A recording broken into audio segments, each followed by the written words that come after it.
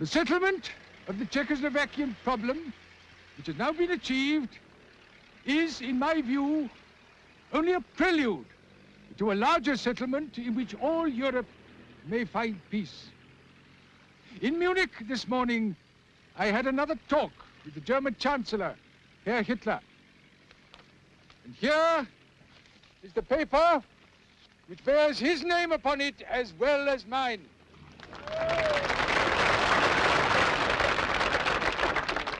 Some of you perhaps have already heard what it contains, but I would just like to read it to you.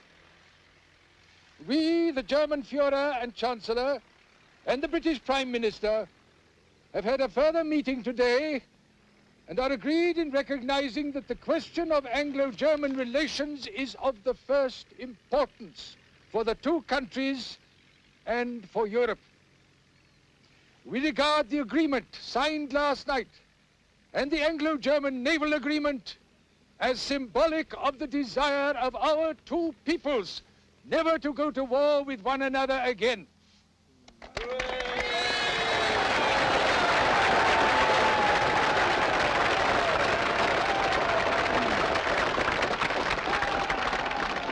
Tell you, gentlemen, this is peace in our time.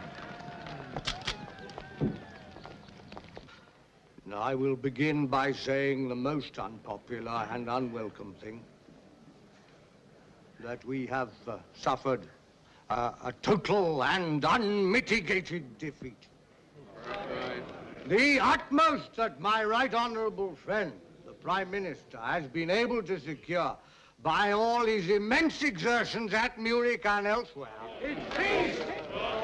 The utmost he has been able to gain for Czechoslovakia is that the German dictator, instead of snatching his victuals from the table, has been content to have them served to him course by course. For you will find in a matter of months that Czechoslovakia will be engulfed by the Nazi regime. Her frontier fortresses are already in German hands, something which France and Britain will bitterly regret when Herr Hitler chooses to look westward.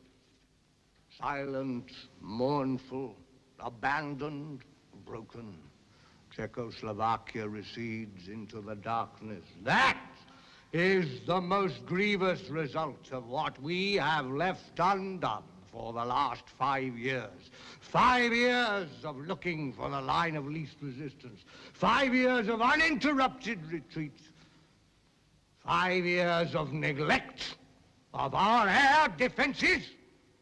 The British people should know that we have suffered a defeat without a war.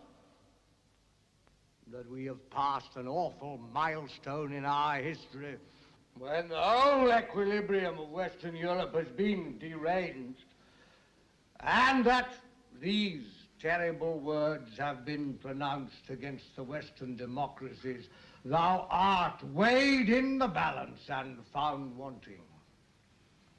And don't suppose that this is the end. This is only the beginning of the reckoning. This is only the first sip, the first foretaste of a bitter cup, which will be proffered to us year by year, unless by a supreme recovery of martial vigor, we arise again and take our stand for freedom.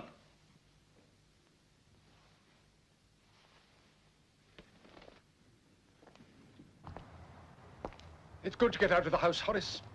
I do so hate it. However, I really mustn't complain. Things are going so well for us. Yes, touch wood. I beg your pardon? Oh, yes, of course, one mustn't take anything for granted.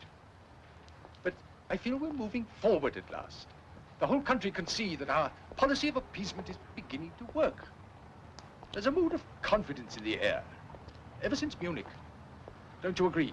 Certainly, Prime Minister. Public response has been tremendous. So it should be. You've saved us from disaster. Oh. No one will ever forget that.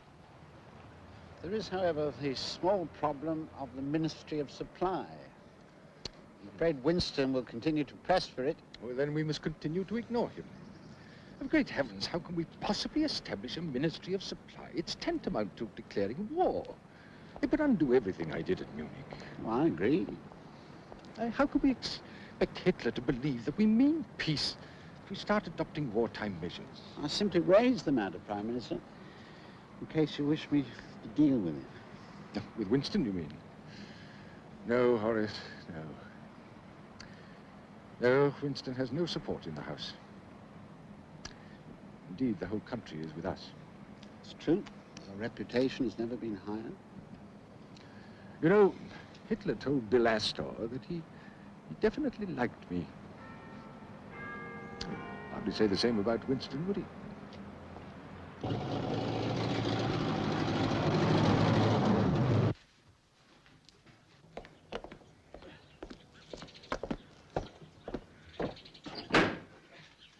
Hello, Mr. Inch. She's on the floor with this lot. Well, No. there's another one outside. All for Mr. Churchill.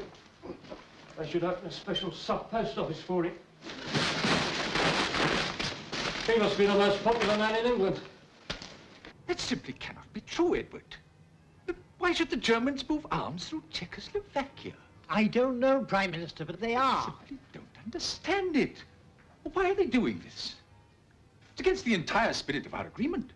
You don't think perhaps we should consider establishing a Ministry of Supply after all? Certainly not. Hitler would regard that as a highly provocative act. He'd be vastly insulted. I've already had to reassure him there would never be a Churchill government in England. Neville, we really must not let ourselves be affected by Winston's constant sniping. Merely doing it to wear us down. Nevertheless, if Germany is moving arms without our knowledge... No, Edward! Please remember, I am Prime Minister, not Winston. I shall not put this country on a war footing. I have no plans for establishing a Ministry of Supply. It's perfectly clear that Winston is demanding it on purely political grounds, not a thought to the effect he's having overseas. It's completely irresponsible. Merely confirms his reputation as bogeyman number one throughout Europe. Yeah. And God knows, the situation is delicate enough as it is, without all his scare talk. Well, there must be some way we can silence him. Yes, I understand what you're saying, but I'm not altogether sure how easy that will prove. Mr. Churchill has always been a most popular member. Yes?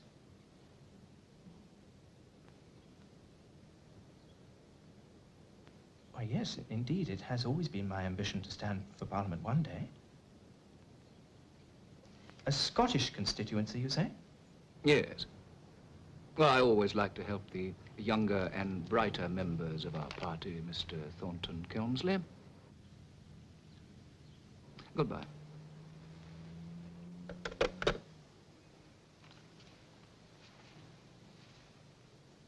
I really must insist that you resign as member for Epping. I shall do no such thing, sir, unless I am forced. I have been out of office now for 10 years. And why? Largely because I have fought to convince the government that the Germans intend war.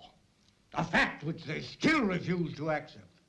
We appreciate the sincerity of your motives, Mr. Churchill. But what will happen if events should prove you wrong? If I'm proved wrong, sir, then I will go willingly, but I have not been wrong so far. In the 4 months since Munich, everything that I have predicted has come to pass. The Republic of Czechoslovakia is about to be dismembered before our very eyes. The Germans are upon her borders, and there is nothing we can do about it.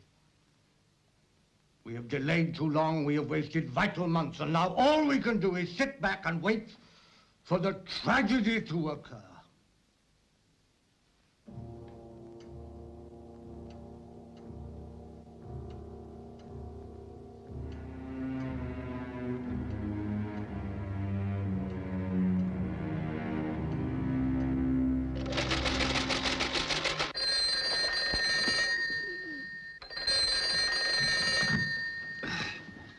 Hello. What? Oh, God, when?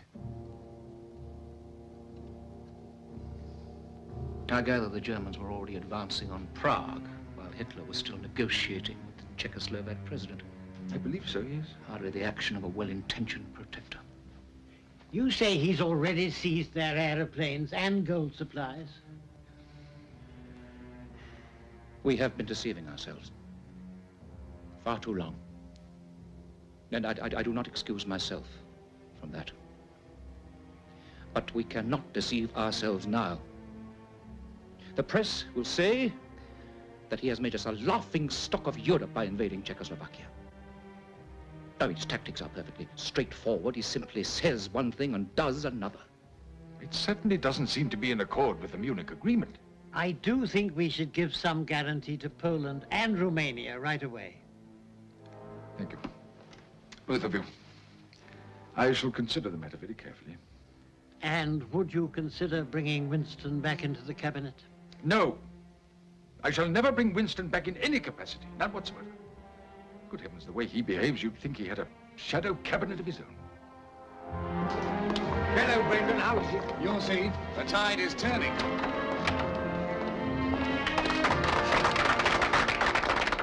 Gentlemen, let us waste no time. I beg your pardon.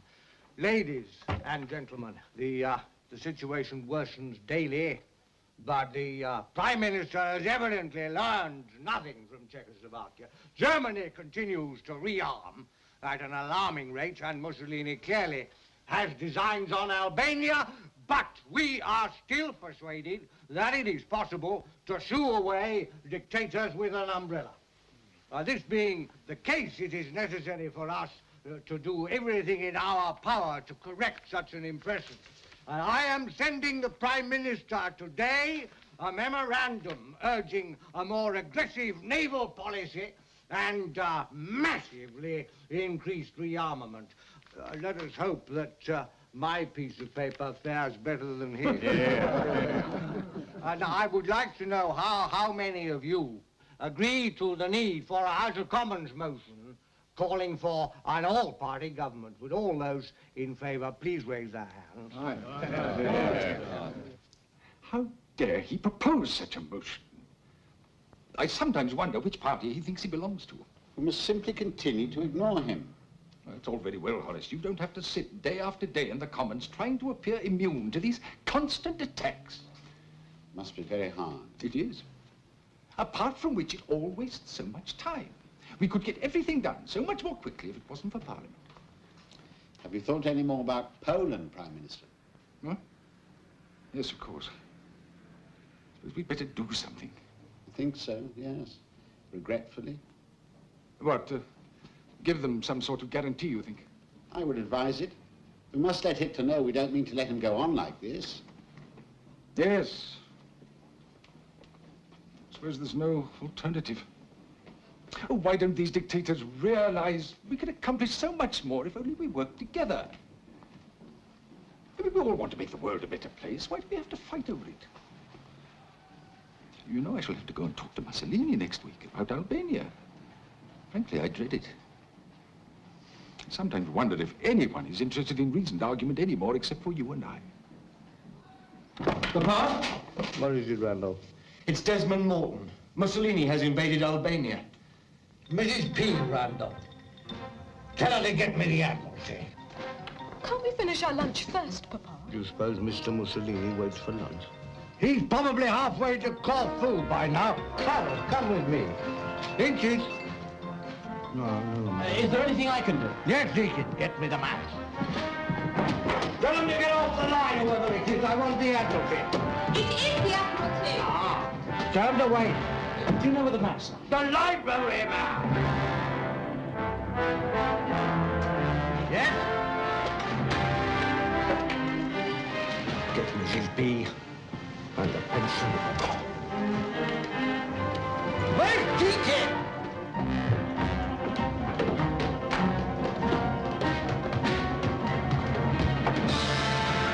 What about destroyers?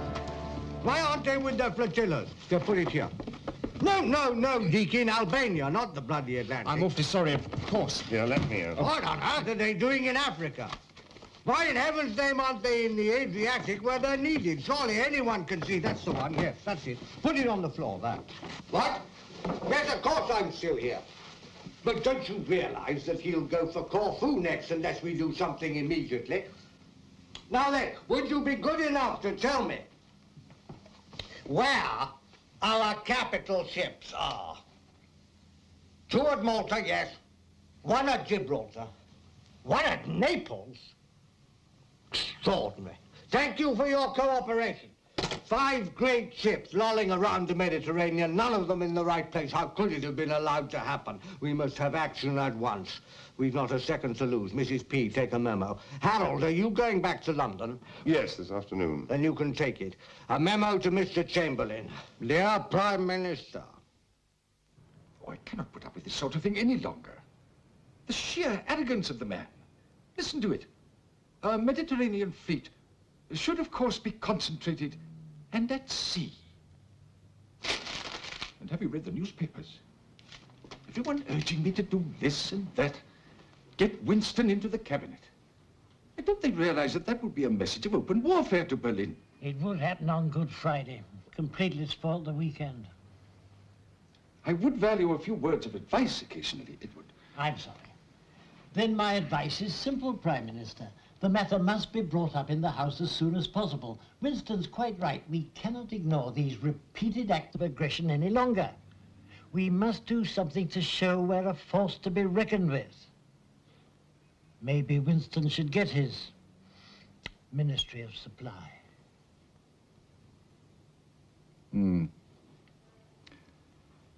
Maybe. In response to the Italian invasion of Albania, this government is today issuing guarantees to all other countries liable to be threatened. And furthermore, I have decided to create a Ministry of Supply. At last! Congratulations, Winston! For this post, Mr. Speaker, I have selected my right honorable friend, the Minister of Transport. An idiot! Our fighter squadrons are still hopelessly ill-equipped. And then there's the standard of our bombs. You can see at the top, sir, over a third of the bombs we tested last month actually failed to explode.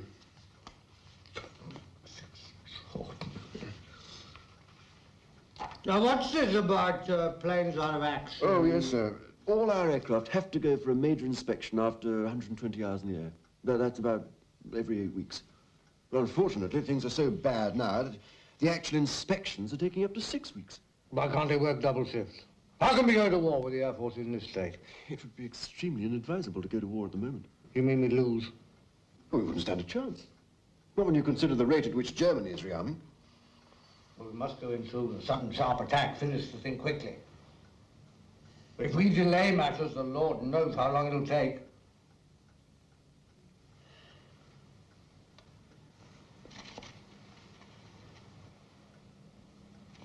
Will you let me represent all this to the Air Ministry?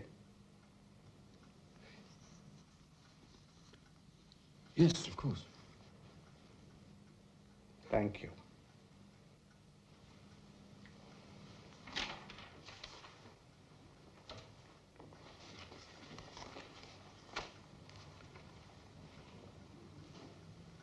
Might I ask a personal question, sir? Doctor's orders, Anderson. Still, if it preserved me for the coming fight, he'd have earned his fees in full. Will Mrs. Churchill be returning soon? Well? Yes, in a week or two. Are you coming down with me now? I shall slip out the back way, sir, if you don't mind. I do appreciate all that you've done, Anderson. The risks you've taken. I'd like you to know that. We're afternoon, gentlemen. Excuse me, Mr. Churchill, a word about the Nazis. A word is all I have time for, sir. You may tell your readers that I believe the full glare of Nazi aggression will shortly be turned upon Poland, but we shall be ready for them. But we must form an alliance with Russia. We must regard the introduction of compulsory conscription as a matter of the utmost urgency, and furthermore, we must mobilize the armed forces. We shall not be caught napping. I hope that will suffice, sir. Thank you very much. Thank you, sir. Mr. Churchill, are you going to join the cabinet? Mr. Reporter, you should address that question to the Prime Minister. Let me know what he says. There's a cartoon here of Winston camping outside number 10. It's a plot. Well, look at them. The Mail, the Express, all of them, every single one says Winston should be back in the cabinet. Do put that wretched newspaper down. Fact is, of course, it would create new confidence in the country if we were to ask Winston now. Ask him what? I'm afraid, Neville, people are beginning to wonder if perhaps private feelings aren't beginning to outweigh the national interest. I really can't be bothered with what people are beginning to wonder, Sam. It might also help to show Hitler we do intend to stand up to him. After all, anything we can do to prevent him entering Poland. I'm sorry, Sam.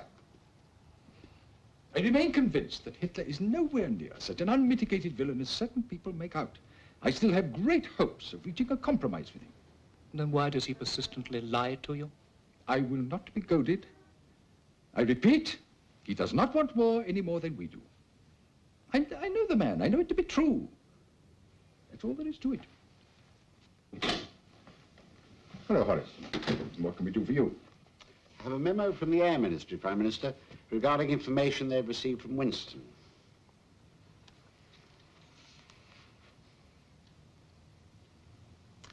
Where does he get these facts? Oh, this is intolerable. Surely they can track down the man that leaks them to him. I believe the Air Ministry already know who it is, Prime Minister. Wing Commander Anderson. Then he should be court-martialed. He clearly has no sense of loyalty, apart from the fact that he's breaking the law. If you'd like me to take it further. No, leave it, Horace. I've no doubt Winston dragooned the man into it. Maybe you should get Winston in after all. At least it'd keep the fella quiet. But that would be against our previous thinking. Although I can see that he would be bound by loyalty to the cabinet. Whose cabinet? Winston's cabinet. No, never. I will never have that man in my cabinet. That's exactly how it would turn out, you know, Horace. A cabinet with Winston in charge would put paid to any hopes we might have of appeasement. You're quite right, Neville. Besides, Herr Hitler would never stand for it. Stop the car. Look at that. Well, who put them up? Someone put them up, Horace. Who? I really have no idea, Prime Minister. They're all over London. I see. I suppose they imagine I should be put out by such childish pronouncements. Drive on.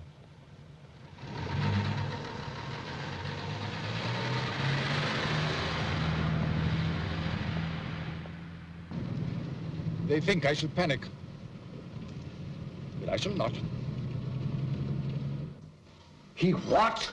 He's adjourned Parliament. Till October the 3rd. But Hitler is rearming like a madman. How can he possibly send the country on holiday for 2 months? I don't know. But he's done it.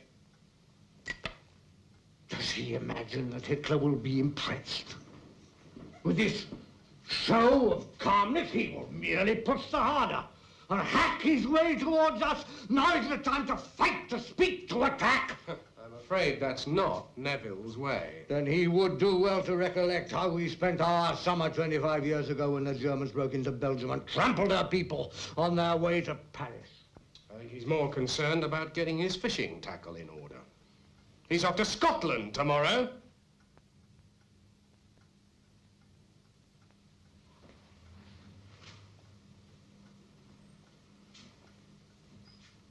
Europe is on the brink of war, and our Prime Minister is content to do battle with fish. Well, I am not so easily contented. I shall go to France and examine the enemy while there's still a chance.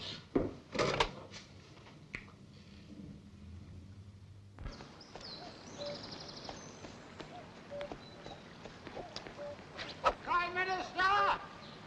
I'm so sorry to trouble you. Hello, Horace!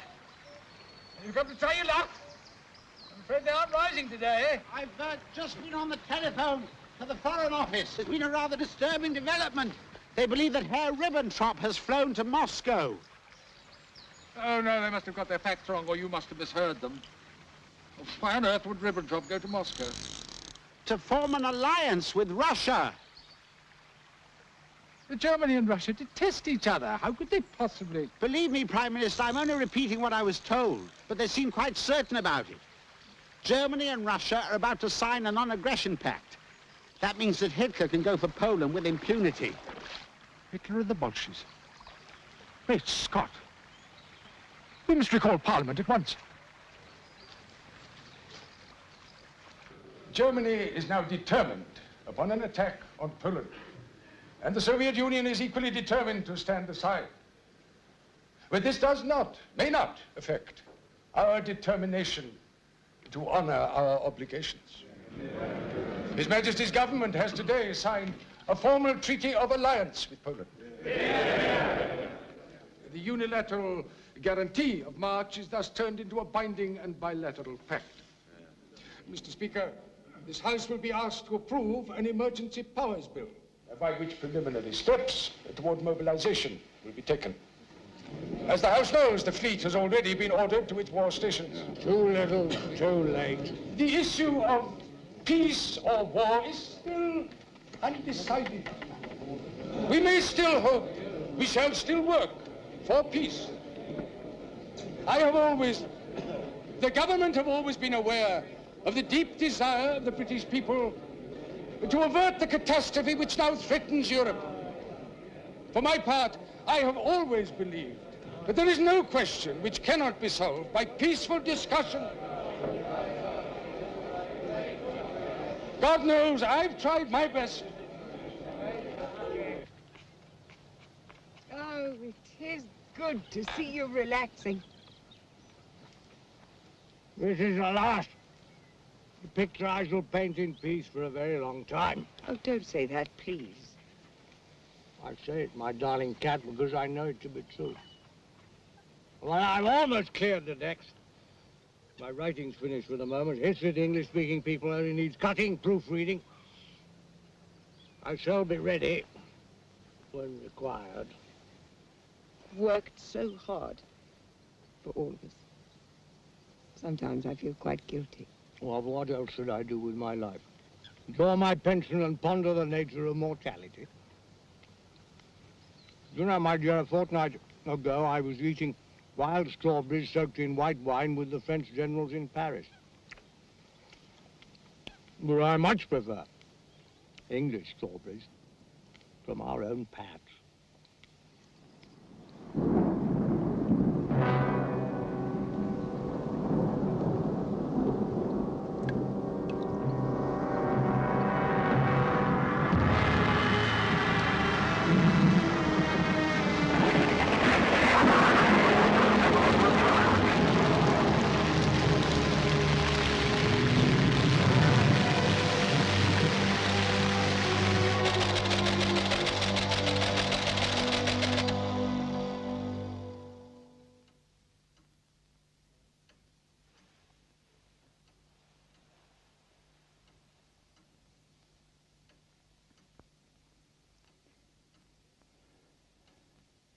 They've done it, Horace. They've invaded Poland. They're bombing Warsaw and Krakow.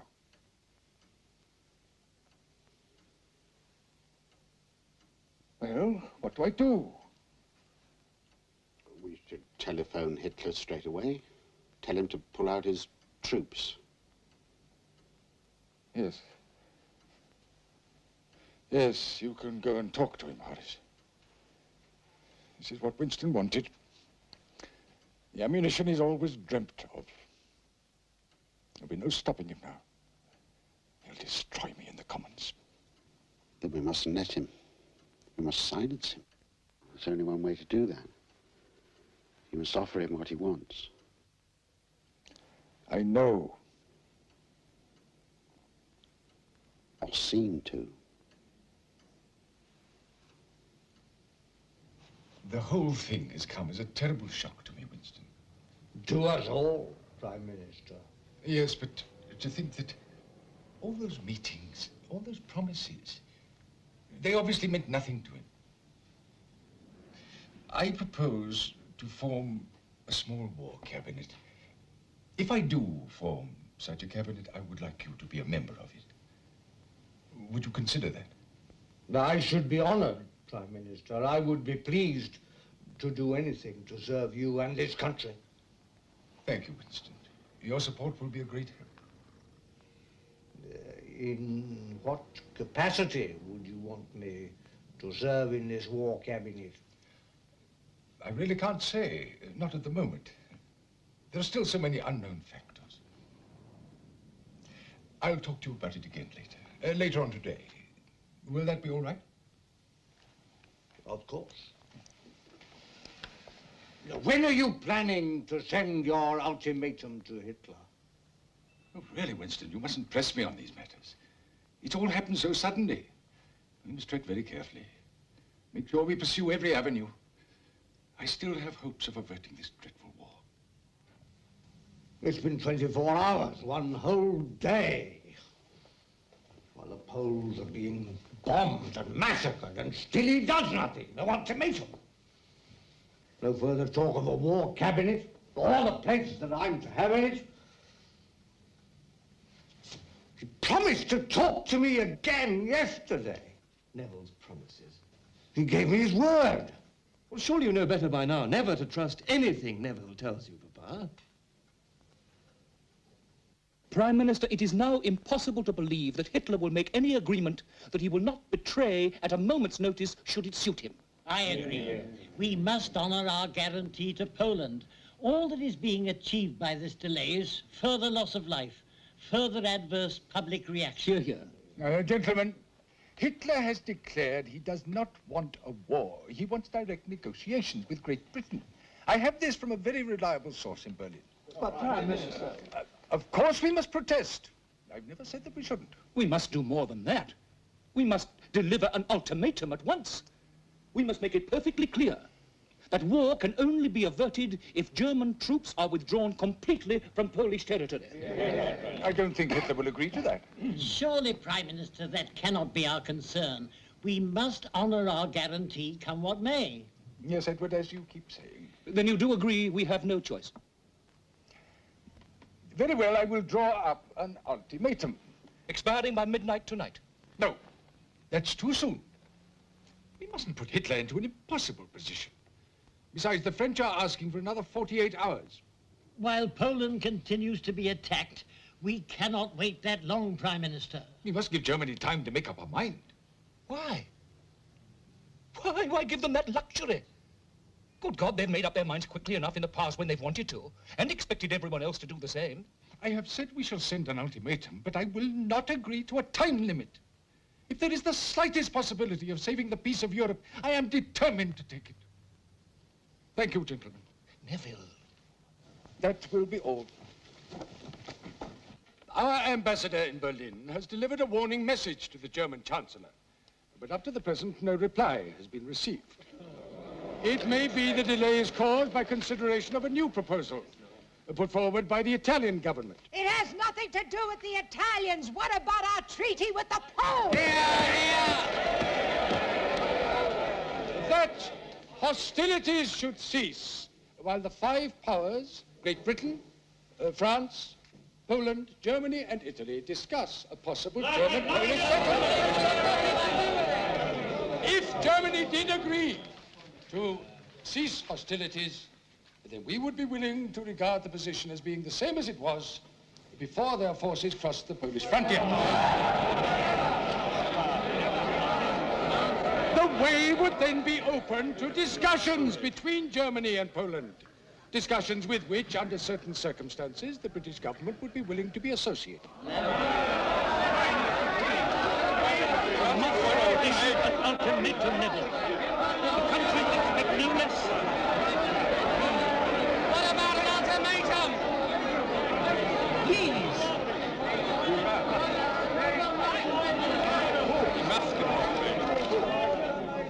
I should be horrified if the House thought for one moment that the statement that I have made to them betrayed the slightest weakening, either of this government or of the French government. What on earth has this got to do with the French? This has been going on for 2 days. 2 more days in which the wretched Poles have been bombed and devastated, and still he hesitates. And why didn't you say that in the House? Why did you remain silent throughout? Because I am almost a member of the government. So I thought. But he still says nothing to me. Does he want me or does he not? Even if he does, you shouldn't serve under him. You're his only hope of salvation, Winston. If you don't save him, he's lost the Conservative Party forever. And why should you help him? Are you suggesting that I should split the country at this moment? In this instance, you must. You should go down to the House tomorrow, break Chamberlain, and take his place as Prime Minister. Impossible. Why impossible? Because I have no wish to be Prime Minister. I am not fitted for the position. I only wish to serve my country.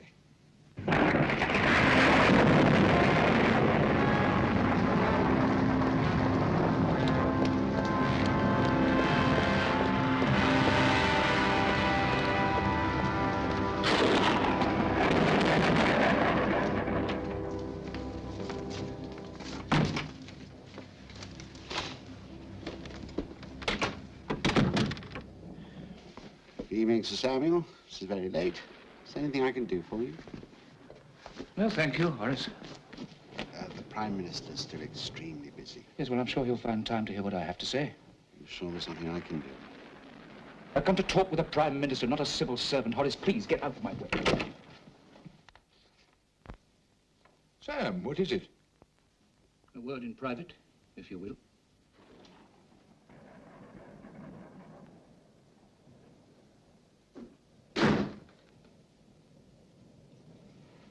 Well? I've just come from a meeting at the House. I wasn't aware that any meeting was taking place. A large number of us are seriously concerned about your statement in the House tonight, Prime Minister. A lot of what you had to say differed fundamentally from what we thought we had agreed in Cabinet. Everything's happening so quickly, Sam. The Italians hadn't made their proposal then. There was no time to recall the Cabinet. The Italian proposals, Prime Minister, are irrelevant and, in our opinion, should never even have been brought up in the House. How dare you? We no longer have time for negotiations. They will only result in another Munich. We want an ultimatum delivered to Hitler now, as we agreed this afternoon. This is preposterous. I will not be bullied in this way. Who are these ministers you claim to represent? There are enough of us to constitute a serious revolt. I do advise you to listen to us, Prime Minister. Are you delivering me an ultimatum? No, sir. I'm merely stating facts. If you do not listen, you will not survive in the House. Don't you see, unless something is done at once, your speech will be exploited by the Germans as proof that we do not intend to honor our guarantee to the Poles. But what can I do? I'm powerless until I hear from the French. You know very well it would be a grave mistake to go to war without France. France will follow Great Britain soon enough. Anyway, these are our terms. You will deliver the following ultimatum now. Either Hitler agrees to withdraw from Poland, or a state of war has begun. And we must have a time limit. We need to know by noon tomorrow whether we are at war or not.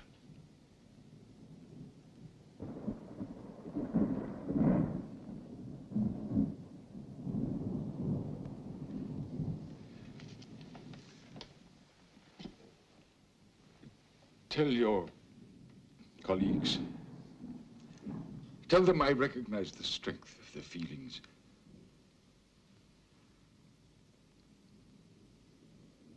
and will agree to their demands.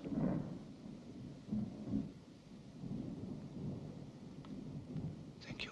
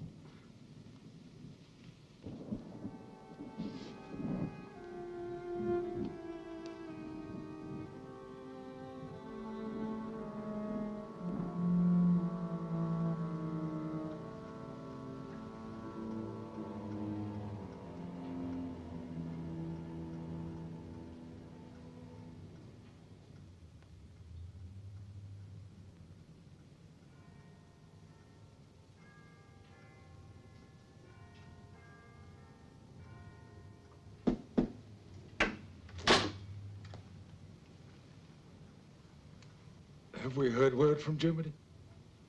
Nothing, Prime Minister. Thank you, Horace. Will you tell the BBC I'm ready? We have a clear conscience. We have done all that any country could do to establish peace. The situation in which no word given by Germany's ruler could be trusted and no people or country could feel themselves safe has become intolerable. And now that we have resolved to finish it, I know that you will all play your part with calmness and courage. Now may God bless you all. May he defend the right. For it is evil things that we shall be fighting against. Brute force, bad faith, injustice, oppression, and persecution. And against them I am certain that the right will prevail.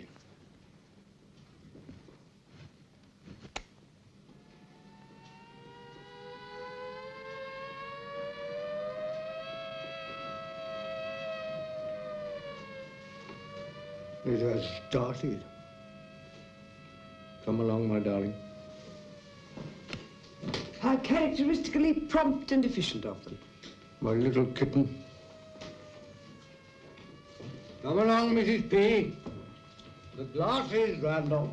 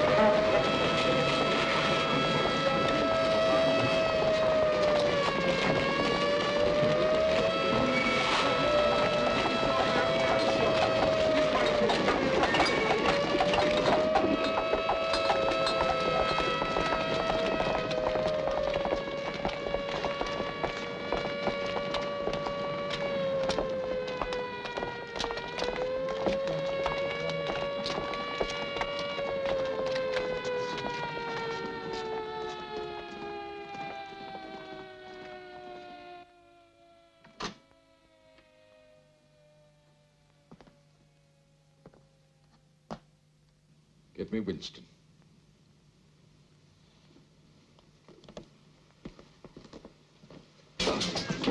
There, by that bed.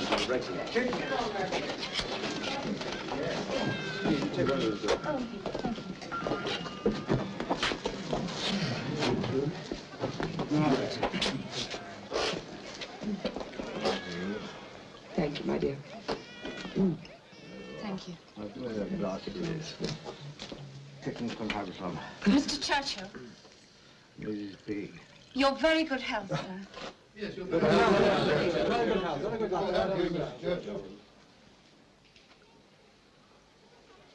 And the very best of health to you all.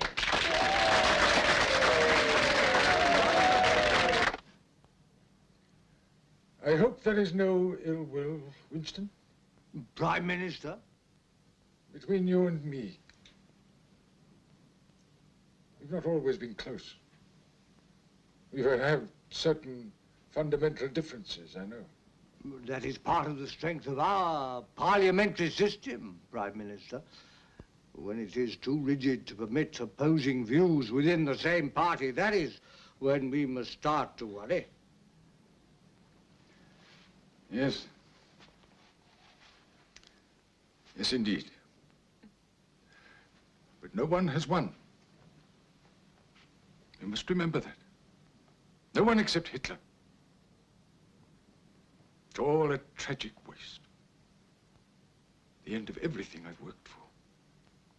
Everything I hoped for. I have been thinking hard about how you might help us, Winston. I would like to repeat my offer of a place in the War Cabinet. I'm grateful to you for setting my mind at rest, Prime Minister. I had been wondering. I would also like to offer you the Admiralty. Lord Stanhope has agreed to stand aside. As you know, it will be most arduous, but I can think of no one better. I did not expect this. Thank you. I shall do what I can to live up to the trust you have placed in me. I'm sure we shall all work as hard as we can, Winston. I have no doubt of that. But will it be enough? We are up against a formidable, frightening opponent. Quite without scruple. A man who will stop at nothing. That is all true, Prime Minister. Every word of it. This country has never had to face such evil before. Never in all our history. But I remain confident of one thing. With it all, we shall have him.